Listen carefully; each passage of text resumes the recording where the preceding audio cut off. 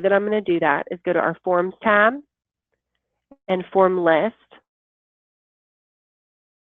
And that brings us to our form list. I'm going to let this load because it's being a little bit slow. And just a quick question, so before we get too far in, when you create this, I'll have the ability to go back and edit it, right? So if I change something for the spring meeting, I can go in and make that change easily? Absolutely. Okay. Great. So I'm going to go ahead and select Create a Form, our big green button in the top left-hand corner. I'm going to call this form Fall American Copper Meeting. Copper College 2018. Copper College. Yeah. Okay. It's going to be used for event registration. So I'm checking that it's event registration. And I'm going to save. Once I save, it's going to take us into our form builder. Now on yours, it says either log in like as a previous attendee or create an account. Do you want me to log in with like your credentials, or do you want me to create a new account? I'm sorry, what do you mean? Like to create the form, you can log in as me, because I'll be the one who's making edits to the form moving forward. Is that right? Yeah, well, on your website, it looks like in order to even access the form, see, I have to have.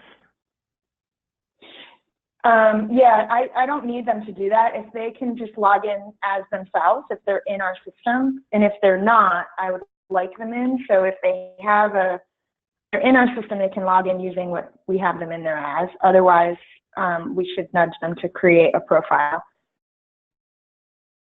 And if they're not members, I'll just create them as they can sign up as non-members. But then I have them in the database. But for me, I access the form to make, like, how do I, I need to see the form to create it. You're fine. Yeah, I'm so sorry. Sign in as me, which is, Dallas with a capital D, 123. Or, you know what, actually, Adrian, because this is complicated when it might be easier to just create a new account, like to go in and do a mock one. Okay. Otherwise, they keep pulling up all and it didn't match anyway, so there you go. So I'm going to put in Adrian at Copper. Fine. Sure.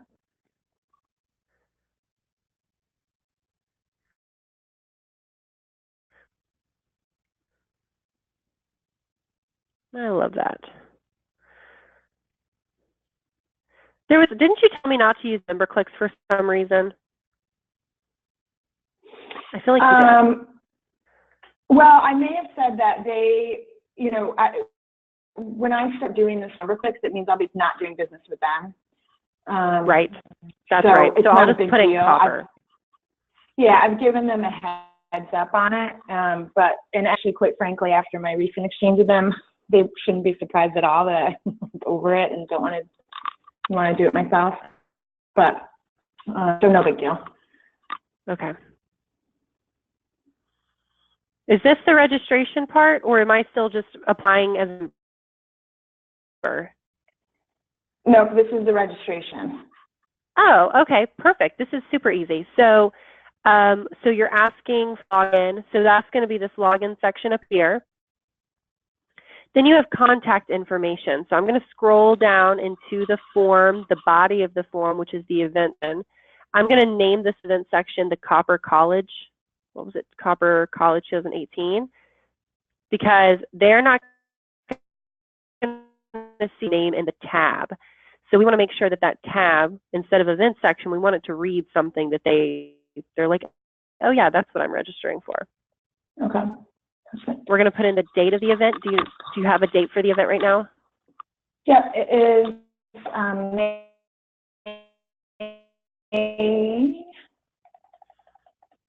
May 7th to May 10th. Okay. I'm going to turn on require at least one registrant for this and wise, because if you don't turn that on, then it'll allow members to totally bypass this event registration section, which is silly because that's why they're taking it. So I like to just toggle this on and it makes them fill it out, which is what you want. Okay. Okay. Now we're ready to start fields in that we want to ask. So we've got registrant name, and then you want to ask full name as you would like for it to appear on your name badge. So I'm just going to add a form element. I'm adding a form field. So the difference between built-in and custom attributes are those are pieces of information that are saved in your member's profile. Fields stored in the form submission, not in the member's profile. So an example, of using that is if you full name for how you would like it to appear on your name badge. They may want it to appear differently on next year's conference, right? So this is really only for the form submission. So I'm just going to pull in a text box, and then that'll allow them to type in anything they want.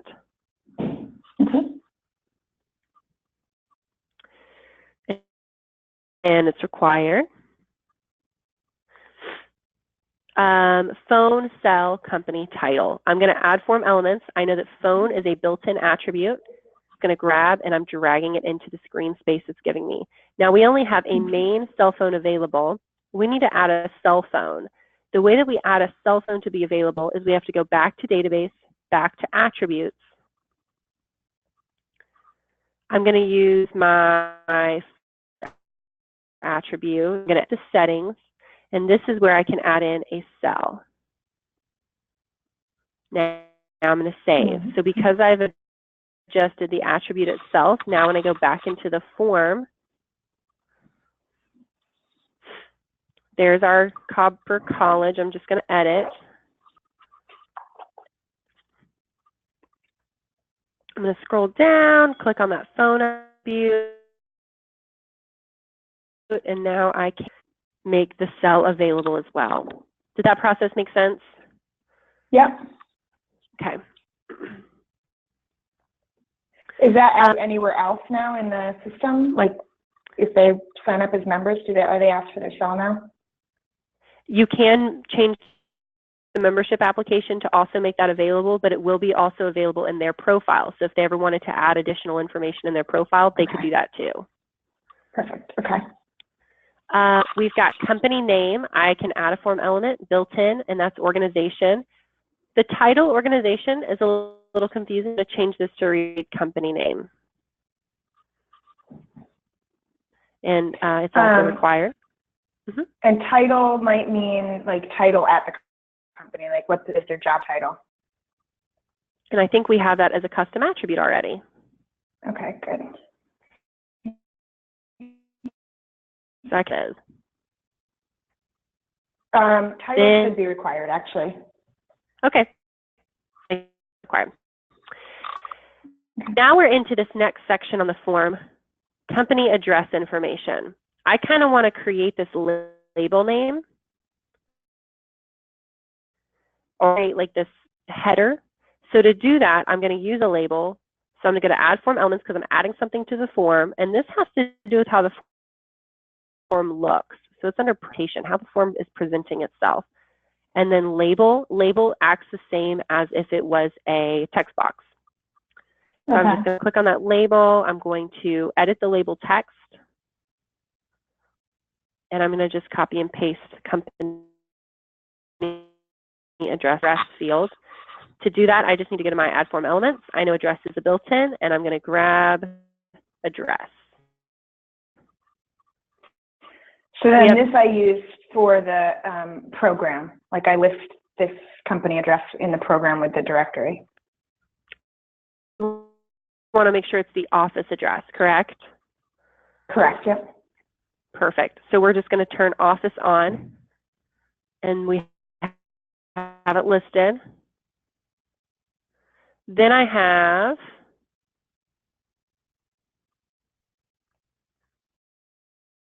this next station, and all you said is the following fields are not required if you are a main contact.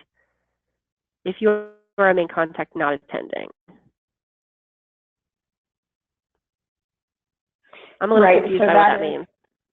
So sometimes like an assistant in the office will register them. Okay. So it's a way to distinguish whether or not they're registering for someone else or themselves.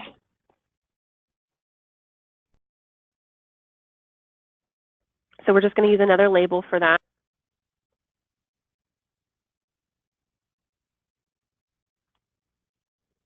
And save. And then we have this other information section. So same thing here, add one element. It might be easier to just identify somewhere at the top of the registration just to make sure that you're entering the data for the registrant. So if you're registering for someone, there is this thing that says, yeah, there is this thing that says register yourself or register guest. So they'll actually be selecting whether they're registering themselves or whether they're registering for somebody else. Okay. So with register the guest, I'd imagine my guys would probably imagine, oh, that's for the spouse's guest program. Is that where they would register their spouse or guest? Yeah, they could do that as well. Okay.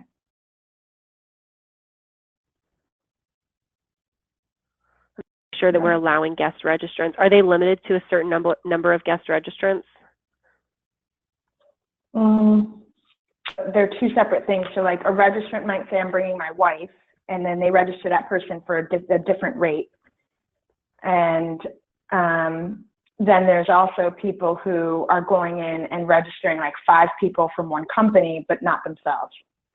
Got it. Okay. I gotcha. Okay. So we can get creative with the pricing on that, like how we set up the pricing. Okay. So then you have this other information section, and it says, pursuant to the Americans with Disabilities Act, to do your request aids or services at the conference. And so we can add a form element. I'm going to add a selection set because their options are either yes or no. And I'm able to make it required, add a selection option, and I'm going to make it yes or no. Okay.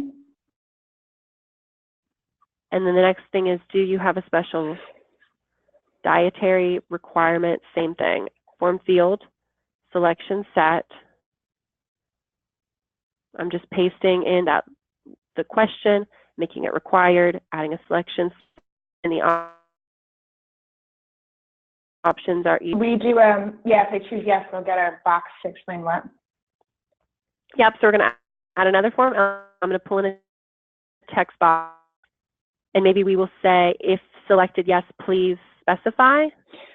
Is there a way to not make it as dietary requirements and just have a text box so they can put what they are in there? We can do that, but I can also apply field logic to this. This extra box asking for specifics won't pop up unless they say yes. Okay.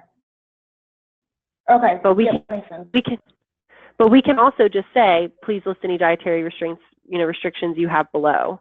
Either way is totally fine, however you prefer. Jenny, because then if they don't have them, they can just skip over it. Awesome. So I'm going to say, please list any dietary restrictions,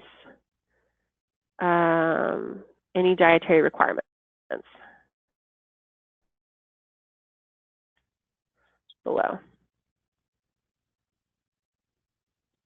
And I'll delete this one.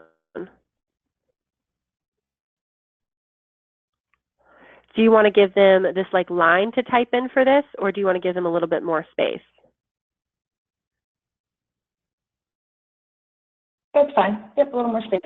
Okay. All right, then we have a horizontal line that's kind of separating the next. So I'm just going to go to our presentation items again and choose horizontal line. So it's going to separate this from the rest. Now we have please select a type, selection set again, form field, selection set, and it's going to say please select a type. Are not attending. Please select if you are registering someone else and you yourself are not attending the event. So this is required. Yeah, can you change the wording on that? Can we say like, I am the main, or I feel like that wording's always been confusing. Like maybe I'm not attending but registering someone else, or what would you suggest? I am registering myself. I registering for someone else. Perfect. Right? I think that's pretty correct. Perfect. Is there pricing associated with that? No, but it'll be the same price. But sometimes someone will do both. So I don't know whether it's either in here or later, but sometimes like they'll go through and they'll do a registration for themselves and then they'll also register their colleague. What is So the price? I don't see pricing on here. They put it at the end, and it's like on a tab up on the event info tab up on the top. But it's probably better to have it. Just so you know, I don't actually like the design of this form, so okay. I don't feel like we need to follow it exactly. If you go to registration fees, that lists the pricing, and we can go ahead and use the same pricing for this Copper College meeting, which would be like $950 for members and $1,250 for non-members. Okay, cool. So what we're going to do,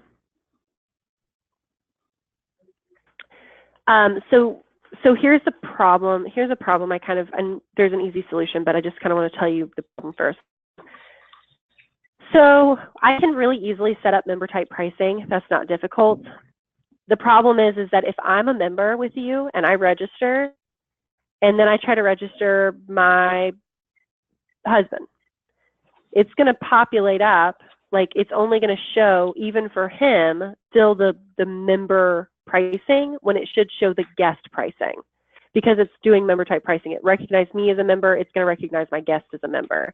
So instead, what we're just going to do is we're going to say, down here at the bottom, I think what we need to do is add in a selection set and say, I am registering a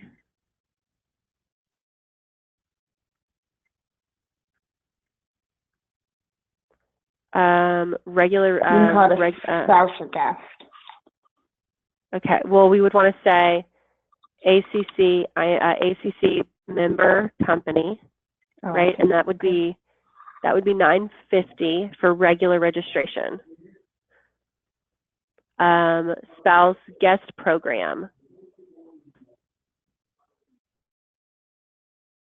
Oh, okay, I see. Okay, I see. Golf tournament.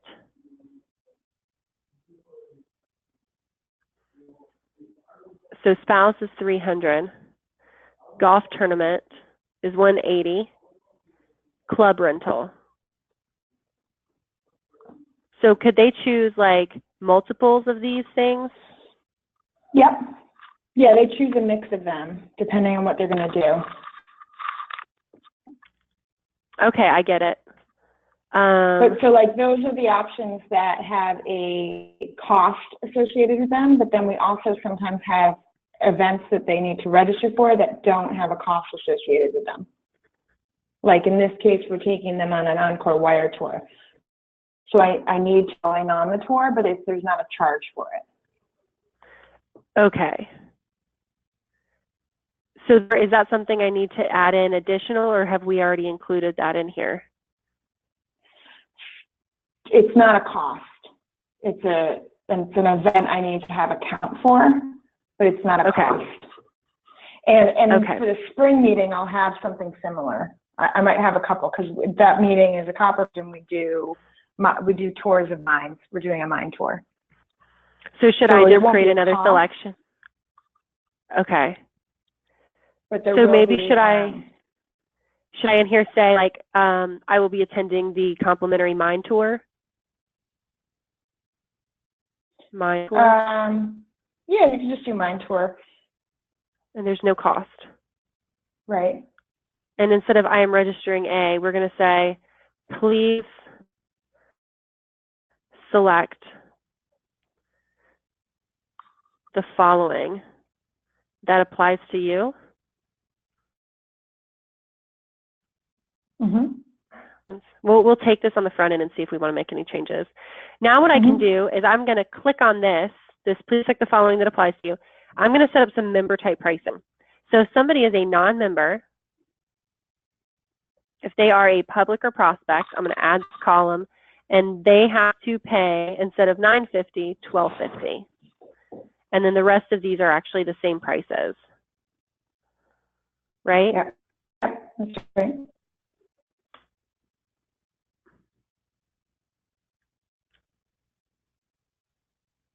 And we're going to save. And now I can also go back to my form settings. I'm going to go to add date-based pricing. And that date-based pricing that is set at the early bird, it's if they book before what date? Because here it says 9/15. That doesn't make sense for spring. Well, for for May. May, it would be, let's see, let's just call it, let's call it March 16th. I'll just, a random date, I'll just throw that out there, March 16th. And I So can as change it if I need to. Of course, yeah. So as of March 16th until May, when's the May 10th? May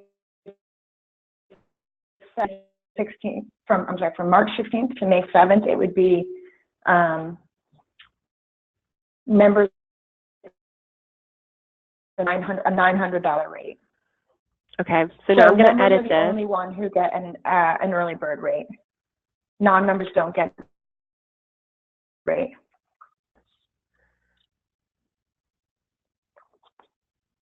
And it's only the registration fee that's cheaper. Correct, yeah. Got it. Oh, I did that backwards, didn't I?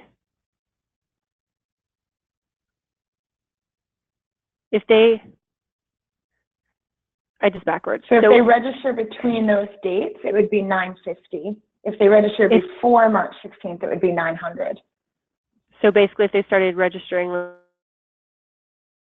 like till March 16th. Yep, it would be $900. But only for members.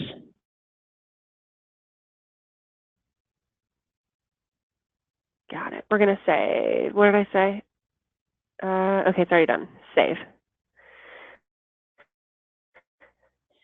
And then is there a place where we would see the rate for non-member pricing? Like, can we add that there to registration fee member, registration fee non-member? Well, I put it in the member type pricing. So if it recognizes them as a member, it'll show them the member pricing. If it recognizes them as a non-member, it'll show them the non-member pricing. Okay. Is there a way for them to know that before they click in to pay registration?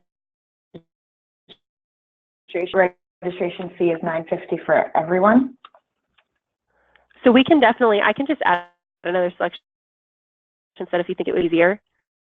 And so we could say registration, member registration fee, and then non-member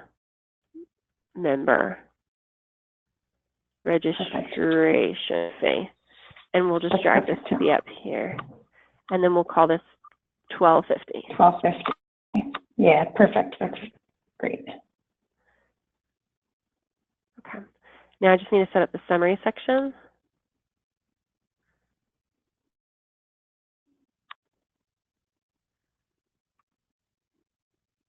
The payment, do they have to pay at time of registration or can they pay later? They can pay later. Yeah, I usually give them the option to send in a check or pay later online. So the only thing that you'll need to do when you come back in here is you want to maybe set up this confirmation page, and you might also want to look at the properties section and then edit the email. So this will send them a confirmation email, maybe with some details or something. And remember, you can BCC yourself on this. So you'll get a copy of this email in your inbox. So you won't have to come into MemberClicks like every day to see if people are registering. You'll just be getting notifications in your inbox. Okay. So edit confirmation email. And so I'm just putting in there the text that I want them to get when they register. And exactly. Do they get a confirmation out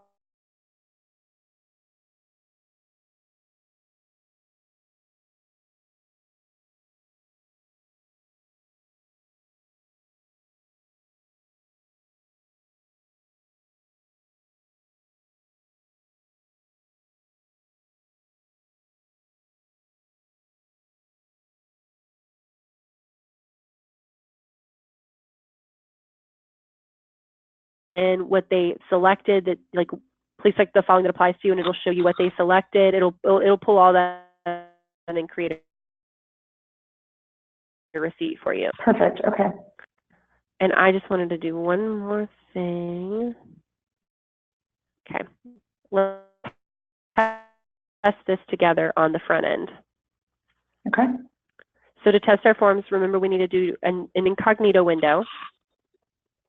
And I'm going to ACOC, but not MC admin. I'm going to put it in the alias, which I can find in the form settings, Copper College 2018. Let's make sure I publish this, of course. So now I'm going to put the first part of your URL plus the alias, and it's going to bring me directly to the form.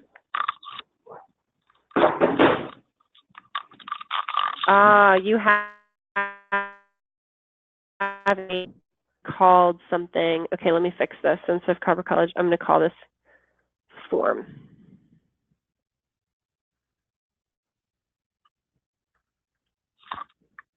There we go. So this is what the form looks like on the front end. If I'm a new user, I'm going to put in my email. An existing user, I'm going to put in my username and password.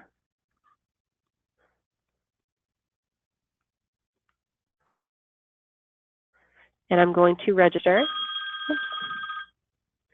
I'm going to put in my password. It can be as simple as number 1.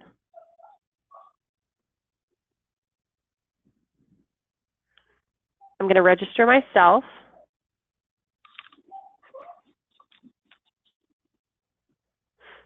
I'm going to put in my name, last name. I can put in my phone,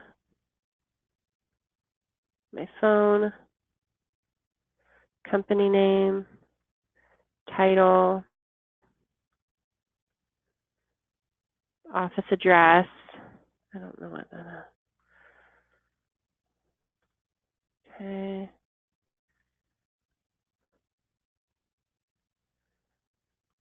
The following fields are not required if you are not a main contact attending. Other information, pursuant of the, how do I do that? So I'd want to change that because we changed the wording. We don't call it a main contact not attending anymore, but we could put the following fields are not required if you're registering for someone other than yourself. Or no? No, Like, we would need it anyway. I don't actually know why that's there. It's so, it doesn't make sense, does it, to have that there? Like, let's just delete it. I agree. Yeah. So this there, it'll just say other information. Pursuant, say no. Please listen to dietary requirements. And A. Please select a type. I am registered. This doesn't need to be a money field. So that's not going to show money. Perfect. And then please select the following that applies to you. I'm a member registration. I also want to come to golf tournament. I need club rental, and I want to go on a mountain tour. Okay. At this point, I'm going to go next. I see one thing to fix here, but that's fine. I'm going to hit next. Okay, here's a question. So I'm right now logged in as a non-member, right? I'm taking this as a prospect. I put member type, so since it sees me as a prospect, it shows me the same pricing for the member and for the non-member. If I was in as a member, it would show me that $9.50 pricing. Okay. Do you like that? I can't select, I mean, as a non-member, I can't select the cheaper option, or do you think it's confusing and you want it to reflect whether I'm a non-member or member? I'd like for it to list, I guess I'd like for them to be able to see the pricing, but if they go in as a member, it's going to show them member pricing. If they go in as a non-member, it's going to show them non-member pricing. Right, so the members would be like, oh, I see the discount I'm getting. Non-members would be like, oh, members have to pay the same thing, which maybe sucks because that's not encouraging them to be a member, but it's also preventing them from selecting a member pricing. I don't know if you feel like you've had that, but I know some of my associations have the issue with people not being totally honest. Yeah, we totally do because we don't check it. And part of it is that they don't even know. I like when they, I don't know, it's the non-members really that, how about, can we put, when someone logs in and they're not a member, can we put somewhere on the form, like, to save $300, become a member today and click through to the membership application? Oh yeah, so we could say like, please select the following that applies to you.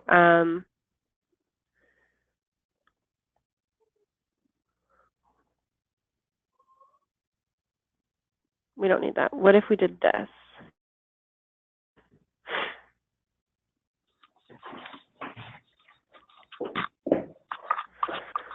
Label.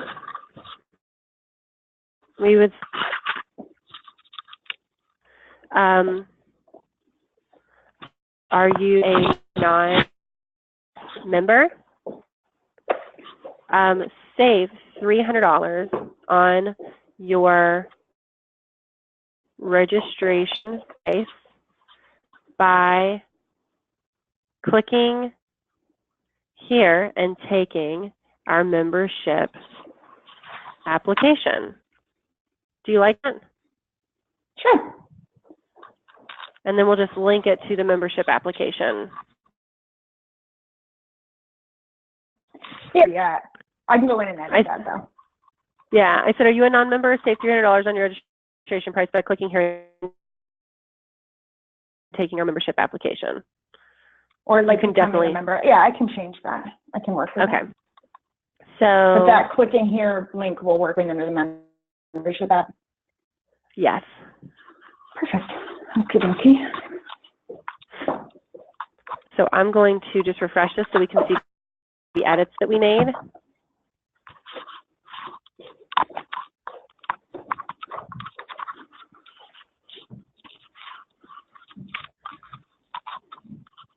Come on.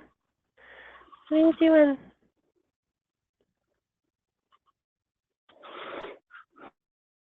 There's no way to get that, like that ACOC, memberclicks.net, like just to always show American Copper Council.org. There's not, and it's because we can control safety when it's our URL. We can't control safety if it's your URL. So like your site will say your americancopper.org or whatever your domain is, but the second they log in to any part of the site, it's going to go back to the member clicks because that's ensuring safety. Okay. Okay, we're going to go back to register yourself. I've got my name. Whoops. Cool. I want it to be Adrian. Okay, phone, cell, company name, MC, title, office.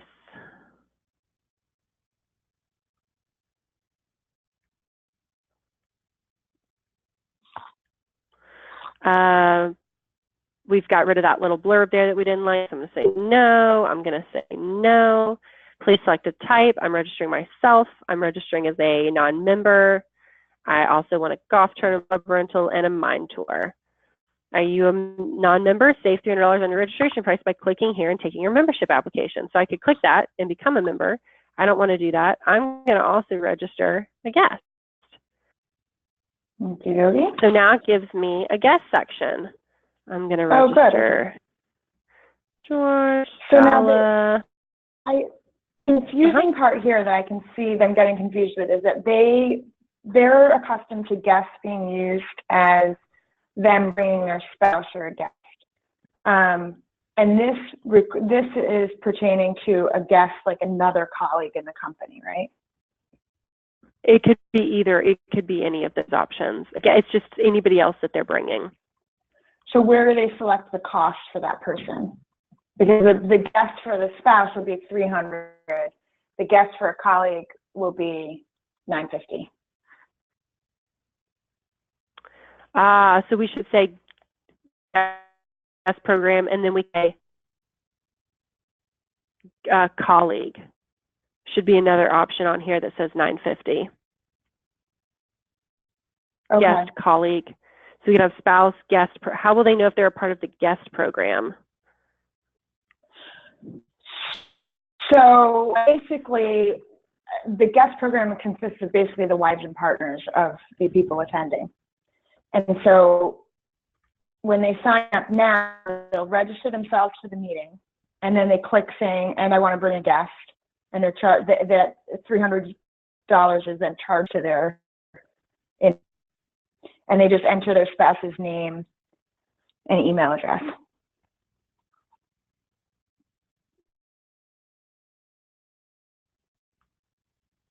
Okay. And then for additional colleagues coming, they just go ahead and register like an additional registrant, and it's charged the full $950. In the future, and it's probably going to be on the spring meeting, give a discount to multiple registrants from the same company, but it looks like I can just do that with the money field, right? And just change, like additional registrants would be like $50 off. Yep, exactly. Okay. I wonder if we should say, I wonder if we should do this. Okay, I wonder if we should do, okay, let me know what you think of this. I'm going to do it, and then I want you to tell me what you think. A professional colleague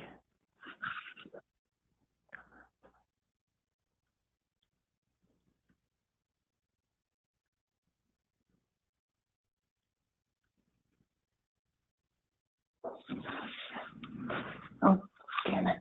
I just remembered I have someone coming over at 7, which isn't a big deal. I have euros for them, and I don't think I do. So I'm going right back in to look at what you're writing once I check to see if I have any cash in here.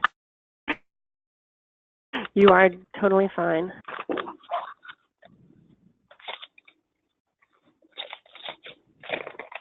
Okay.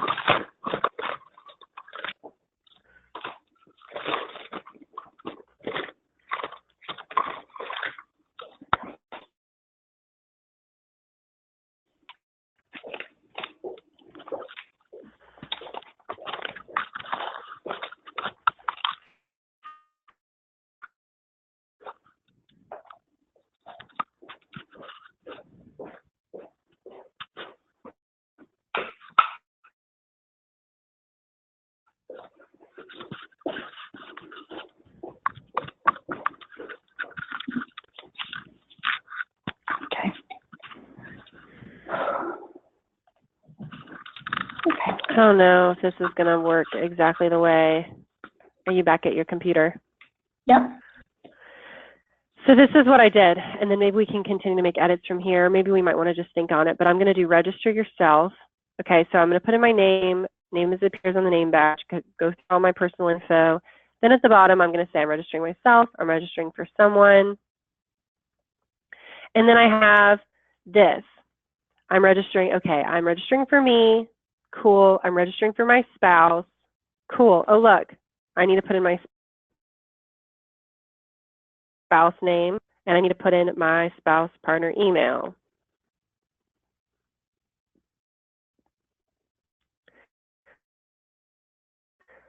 And I also want the club rental, the golf, and the mine. Oh wait, I also want to register a professional colleague. Please select register guest below. Okay, register guest. Now I'm registering my coworker, Kelly. Okay. Kelly, Yep. Company name, NC, title, implementation manager, her address, pursuant, no, blah, blah, blah. Oh, now I'm registering for someone else. She's a non-member.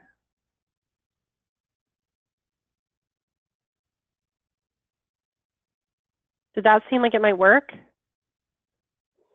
Yes, it might. What I'm thinking is maybe I could just do, like, go in, tweak some things, some wording, test it myself a few times. I'm sure I've forgotten something, walk through things, do a lot of stuff with it, and then send it to my board to do a test and get feedback from them. Yes. My bigger concern is that I feel like I haven't had a lot of activity with members, and so I think I'm going to get a lot of questions about, like, why am I getting the not? Why won't it let me get the member pricing? I'm a member, and it'll be because they haven't updated or something like that. Do you know what I mean? I don't know, but maybe this will nudge them to do that. So. Yeah, and what you might want to do is you might want to send out a welcome, like you might want to send out an email that once again data merges their username and gives them a link to update their password again, and then say you'll need this to like register for this. So to make sure you get the member type pricing, register here. Okay. You know what I mean? I can help you do that if you want to schedule some time. Okay. I'd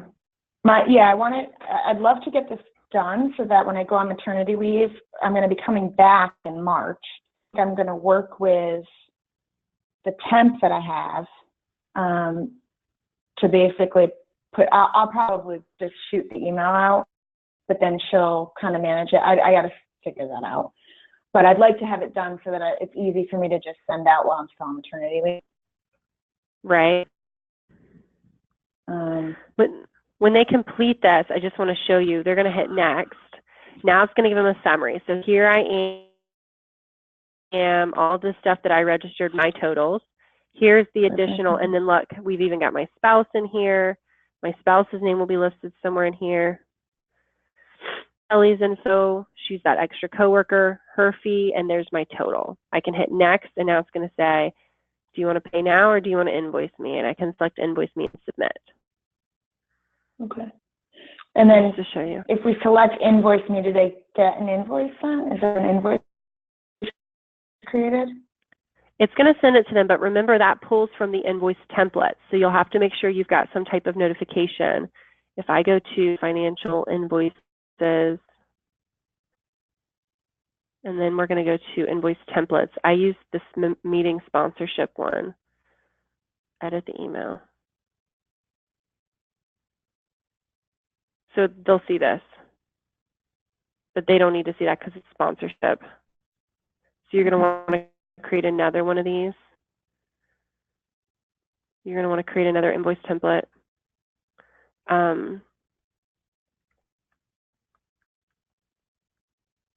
Registration.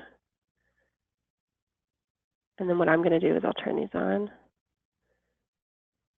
I'm going to submit. And then I'm just going to, I want you to come back in here and update this. But if in case for any reason you don't, put this verbiage, but just change it to event. So that way, if it falls under the radar, you're not like screwed. Does it make sense? Okay. But as long as nothing goes out, as long as nothing's programmed right now to go automatically out. No, the only reason you is because if you don't have this set up, they'll never know that they have an open invoice. Like it'll never be sent to them. So that's why I want to make sure that I'm setting this up. I'm going to say, make this new invoice. Well, if this is an invoice for Copper College registration, can we call it that, like Copper College 2018 invoice? Because that's what they'll see too when they get it, right? Yeah, that'll be the subject line. Thank you for supporting the work of the American. So we appreciate your event. We appreciate your registration for the Copper College 2018 event, or just Copper College 2018. That's fine. 2018 is fine. And then I'm just going to put this in the rest of them. So that way, if worst case scenario, you forget to do this, something is here. It's not just blank. Okay. And then how do I know when the invoice is? Like, wouldn't it just do once they register? Like, they'd be sent to them whenever they register? It depends on what you put in. Copper, hold on one second, college 2018. Oh, I say past due, okay. It's this thing here. Typically, it's 30 days from when the 30 days is usually common. So from the day that they register, they have 30 days to pay the invoice. Okay.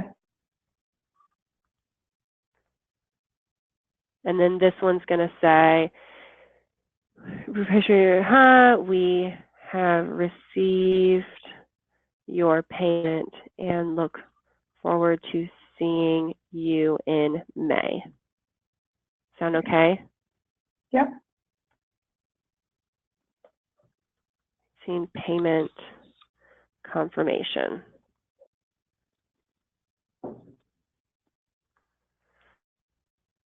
I'm going to call this Copper College. And then what I'm going to do now is just apply that on the form. So what I mean by that is I need to go into the form. Need to select Edit, and then choose this invoice template all the way at the bottom.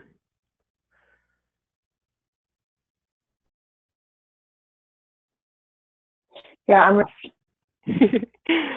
Well, you've got this. I'm going to, do you have any questions before I stop our recording?